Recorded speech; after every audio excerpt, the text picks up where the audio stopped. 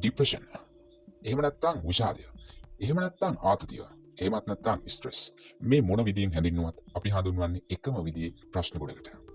එකම ගොන්නකට වැටෙන මේ ප්‍රශ්න වලට බලපාන මූලික හේතුව මොකද්ද? ඒ හේතුව තමයි තමන් බලාපොරොත්තු වෙන දේ සහ ඇත්තටම ළඟා වෙන දේ අතර තියෙන වෙනස. ඔයාලා කල්පනා කරලා බැලුවොත් ඔයාලා කම් මහන්සි වෙනවා විභාගය පාස් වෙන්න.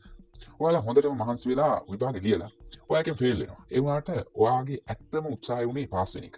එතකොට මේ තමන් බලාපොරොත්තු වෙච්ච දේ සහ ඇත්තටම ළඟා වෙච්ච දේ අතර තියෙන වෙනස නිසා අපිට ડિප්‍රෙෂන් එහෙම නැත්නම් ස්ට්‍රෙස් ඒ වගේ ආතතිය කියන දේ ඇති වෙනවා. එතකොට මේ අතර තියෙන ටෙන්ෂන් එක හින්දා තමයි හුඟක් වෙලාවට මේ ආතතිය කියන එක ඇති වෙන්නේ. ඒ වගේම තමයි සමහර වෙලාවට ඔයාලා ප්‍රොමෝෂන් එකක් ගන්න උත්සාහ කරන ජොබ් එකේ උත්සාහ කරන කට්ටිය වෙන්න පුළුවන්. ඒත් ඒක වෙන කාට හරි යනවා.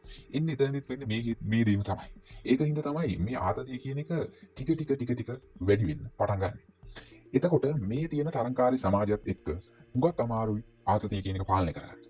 අන්න මේ එකිනෙකට වැඩි වෙවි එන විවිධ අවස්ථා නිසා වැඩි වෙවි එන ආතතිය නිසා අන්න ડિප්‍රෙෂන් එහෙම නැත්නම් විෂාදය වගේ ටිකක් ලොකුවට එන ආතතියින් දක්වා වර්ධනය වෙන්න පුළුවන් හැකියාව තියෙනවා. එතකොට ඇයි මේක හුඟක් මිනිස්සුන්ට පාලනය කරන්න බැරි? එහෙමනම් පාලනය කරන්නේ කොහොමද කියලා අපි කතා කරොත් පළවෙනි කාරණාව තමයි මේක හුඟක් කම්පිටිටිව් එහෙම නැත්නම් තරංකාරී සමාජයක්. තව කෙනෙක්ට වඩා උඩින් තව කෙනෙකුට වඩා වැඩි දෙයක් කරන්න හැමෝම උත්සාහ කරනවා. කැපිලා පේන්න, එහෙම නැත්නම් ජනප්‍රිය වෙන්න, එහෙම නැත්නම් සල්ලි හම්බ කරන්න මේ මොන පැත්තෙන් බැලුවත් අනිකාට වඩා තමන් වැඩි දියුණු වීමක් තමයි බලාපොරොත්තු වෙන්නේ. අන්න ඒක ප්‍රධාන කාරණාවක් විදිහට දකින්න පුළුවන්. ඒ වගේම හුඟක් මිනිස්සු ටික මේ සෝෂල් මීඩියා සහ මේ වගේ සමාජ මාධ්‍ය අතර තුරේ තමන්ගේ කනෙක්ෂන් එක එහෙම නැත්නම් සහ සම්බන්ධතාවයන් පවත්වාගෙන යන්න උත්සාහ කරන නිසා ඇත්ත සමාජෙත් එක්ක ගනුදෙනු කරන්න, එහෙම නැත්නම් තමන්ගේ දෙමාපියෝ ඥාතීන් එක්ක කතා බහ කරන්න, අර තමන්ගේ තියෙන ප්‍රශ්න ගැන කතා කරන්න වෙලාවක් නැති වෙනවා. හුඟක් වෙලාවට ඒ සෝෂල් මීඩියා එහෙම නැත්නම් තමන්ගේ YouTube channel එක එහෙම නැත්නම් තමන් කරන බිස්නස් එක මොකක් හරි ඒ දේ පාලනය කරන්න, එහෙම නැත්නම් ඒ දේ කරුණාකරණය කරන්න හුඟක් තමන්ගේ කාලය වැය වෙනවා. ඒක නිසා තමන්ගේ ප්‍රශ්න ගැන හිතන්න හෝ තමන්ගේ සහ සම්බන්ධ මිනිස්සුත් එක්ක කතා බහ කරන්න වෙලාවක් නැහැ. එතකොට මේ රිලීස් එක නැති වෙන හින්දා මේ ස්ට්‍රෙස් එක වැඩි වෙන්න පුළුවන්. එතකොට ඔයාලා මේක පාලනය කරගන්න පටන් ගන්නේ කොහොමද? පටන් ගන්න මුලින්ම මේ තරංකාරීත්වය කියන චින්තනය ඔයාලගෙන් අයින් කරගන්න. මොකද කොච්චර තරංකාරී වුණත් ඔයාට වඩා වැඩිපුර වැඩ කරන්න පුළුවන් කෙනෙක් ඉන්නවා අනිවාර්යෙන්. කොහේ හරි ඉන්නවා. ඒක එහෙමයි කියලා ඔයාලා මේ පසුබාහලා වැඩ නොකර ඉන්න නෙමෙයි කියන්නේ. තමන්ගේ විදියට, තමන්ට පුළුවන් විදියට උපරිම උත්සාහ කරලා වැඩ කරන අනිත් මිනිහ කැට ගන්න නෙවෙයි. තමන් දියුණු වෙන්න විතරක්. එතකොට අහ තියෙන ටෙන්ෂන් එක අඩු වෙනවා. තව කෙනෙක් එක්ක හැම වෙලේම කම්පිටිෂන් එක නැති හින්දා මේ තියෙන ආතතිය කියන එකත් නැති වෙනවා. ඊට පස්සේ මේ සෝෂල් මීඩියා සහ එහෙම නැත්නම් ෆිල්ම් ඒ වගේ දේවල් වලට කාලේ නාස්ති නොකර තමන්ගේ පවුලේ මිනිස්සුත් එක්ක කතා කරන්න. එහෙම නැත්නම් තමන්ගේ යාළුවොත් එක්ක එහෙම නැත්නම් කොහෙද ගමනක් යන්න. අන්න ඒ වගේ ඇත්තටම තමන්ගේ ස්ට්‍රෙස් රිලීස් වෙන දේ සඳහා ඔයා මේක යොමු කරන්න ඕන. ලයික්ස් වලින් views වලින් මෙන්න මේ දේවල් බලාපොරොත්තු වෙන්න තමන්ගේ ආතතිය වැඩි වෙනවා. සෝෂල් මීඩියා YouTube channel ඒවා තිබුණාට කමක් නැහැ. ෆිල්ම් එකක් අහිමි බැලුවට කමක් නැහැ. ඒත් මේ දේවල් වල තියෙන දේවල් තමන්ගේ ඔළුවට දාගන්න යන්න එපා. තමන් ඒ මත යැපිලා ඉන්න පුද්ගලයෙක් බවට පත් වෙන්න එපා. තමන් හැම වෙලෙම තමන්ගේ අතපය වැඩ කරන පොඩ්ඩක් ඇවිදින එහෙම නැත්නම් කතා බහ කරන ඇත්ත මිනිස්සුත් එක්ක මූණට මූණ සහ සම්බන්ධතාවයක් පවත්වාගෙන යන්න පුළුවන්. මෙන්න මේ වගේ කේපබල් මිනිස්සෙක් වෙන්නත් මේ සෝෂල් මීඩියා සහ අනිකුත් මේ විද්‍යුත් මාධ්‍ය හෝ මේ වගේ ඇබ්බැහි වෙන කරුණු කාරණා වලින් අයින් වෙන එක වැදගත්.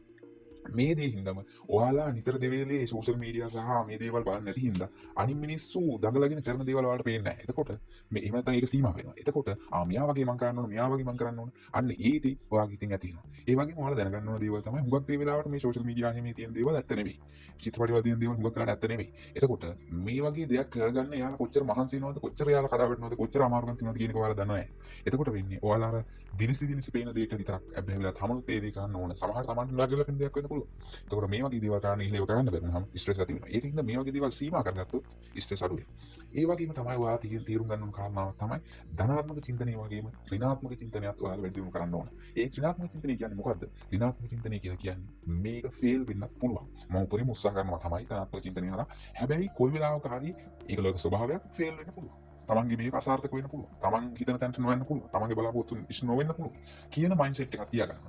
එතකොට කොයි වෙලාවක හරි කඩා වැටුනොත් ඔයාලට අහ තියෙන වෙනස හොඳට තේරෙනවා. මේක ඉතින් මං හිතුවනේ කලින් මේක වැටෙන්න පුළුවන්. එහෙම කියලා මං හිතුවා. අන්න ඒ මේක ඉන්න ඒ ඇඩ්වාන්ටේජ් එක ඔයාලට තියෙන හින්දා මොකක් වෙලාවට මේ ස්ට්‍රෙස් ડિප්‍රෙෂන් වගේ අන්න ඒ තරම් දුරට තමන්ගේ යාල් තියන්නේ නිකන් ඒක සාමාන්‍ය දෙයක් බවට පත් වෙනවා.